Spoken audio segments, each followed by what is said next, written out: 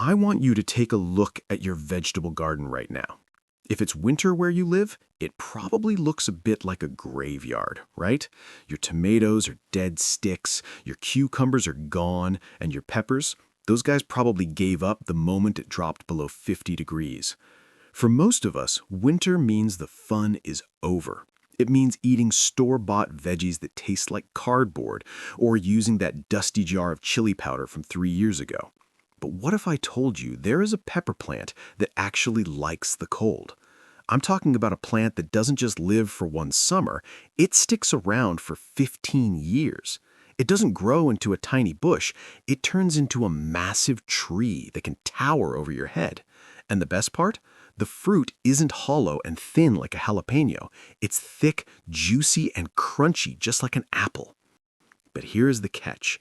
You won't find this at your local garden center. Why? Because almost every seed sold today is white, flat, and designed to die in October.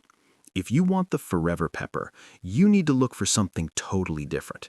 You need to look for the black seed. Stick around and I'm going to show you exactly why this strange, fuzzy plant is the best investment you'll ever make for your grocery bill. Welcome to Ancestral Soil. So, where does this thing come from?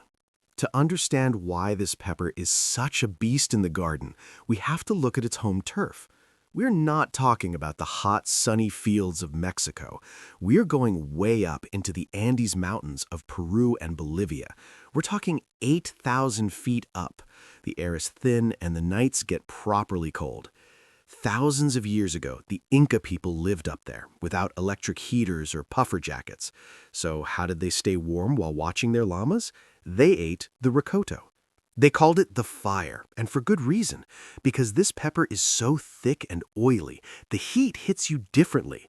It's a deep, slow burn that warms you from the inside out. It was basically an organic pocket warmer for ancient shepherds. Here's why that matters for your backyard. Because this plant evolved in a place that is chilly and misty, it learned a trick that regular peppers don't know. It learned to love the shade and handle the cold. While your bell peppers are crying for full sun and dying at the first sign of frost, the Rocoto is just getting started. It's the anti-pepper. It's tough, it's resilient, and it's been feeding people in harsh climates for centuries. So, I know what you're thinking. If this plant acts like a heater, tastes amazing, and lives for 15 years, why have you never seen one at the grocery store? Is it illegal? Is it too spicy? No. The answer is actually kind of boring. It's all about the trucks. See, modern supermarkets are a bit like factories. They love vegetables that act like cardboard. They want peppers with thin, dry skins that can be tossed into a crate, bounced around in a truck for 2,000 miles, and sit on a shelf for 2 weeks without rotting.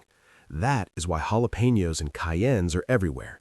They are mostly empty space and dry fiber. They ship perfectly. The Rocoto is different. When you slice open a Rocoto, it doesn't look like a normal pepper inside. It looks like a tomato or a plum. The walls are incredibly thick and fleshy. It is packed with juice. To a chef, this is heaven. It means flavor and crunch. But to a trucking company, it's a nightmare. That extra juice makes the fruit heavy and fragile. If you stack them too high in a box, they bruise. If you ship them too far, they spoil. Basically, the food industry decided that flavor was too expensive to ship, so they replaced the Rocoto with peppers that are easy to transport but boring to eat. But here is the good news. The exact reasons they can't sell it are the exact reasons you should grow it. Their loss is your gain. Now, let's talk about the numbers, because this is where things get really exciting for your wallet. If you plant a standard bell pepper from a white seed, you are playing a losing game. You buy the seed, you water it all summer, maybe you get 30 peppers, and then winter comes and the plant dies. Next year, you have to pay for everything all over again. Now look at the Rocoto. Because it is a perennial, meaning it lives for years, you plant it once. By year 3, a Rocoto isn't a bush, it is a tree. It can cover an entire fence. A single mature plant can produce 500 to 1,000 peppers in one season. Mathematically, one Rocoto tree equals about 20 standard pepper plants. Think about that savings. That is 19 fewer holes to dig, 19 fewer seeds to buy. It is the definition of lazy gardening for maximum reward. But before you rush out to get one, there are 2 rules you need to know, or you will fail. Rule number 1, check the ID. When you are buying seeds, ignore the pretty pictures on the packet. Look at the seeds themselves. They must be jet black, looking like jagged little pieces of coal. If the seeds are white or tan, put them back. You are buying the wrong plant. Rule number 2, the shadow protocol. This is the part that confuses most people. Most peppers love baking in the hot sun, right? Not this one. Remember, it comes from the misty mountains. If you put a Rocoto in full scorching noon sun, it will wilt. It actually loves the shade. This is huge for us gardeners.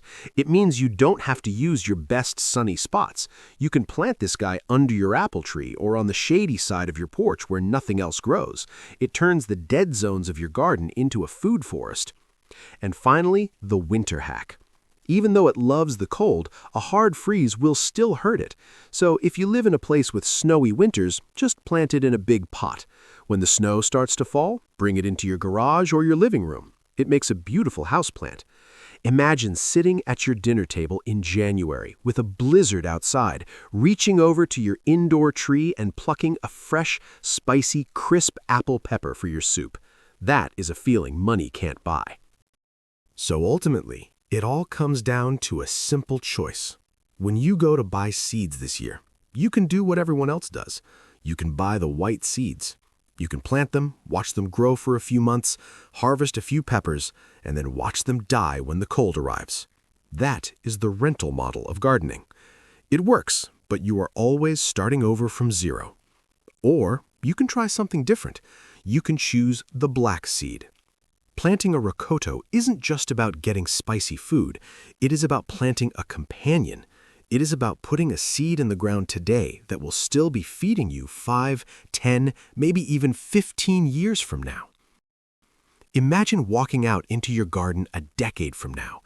Your hair might be a little grayer, your kids might be grown up, but that Rocoto tree will still be there, waiting for you in the shade, covered in those beautiful purple flowers and bright red fruit.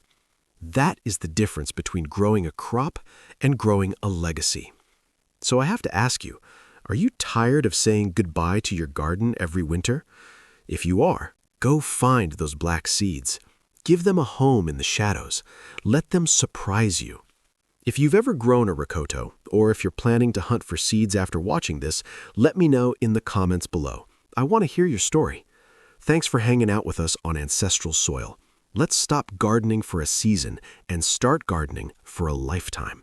Knowledge is not lost, my friends. It is simply waiting for you to dig it up. See you in the next one.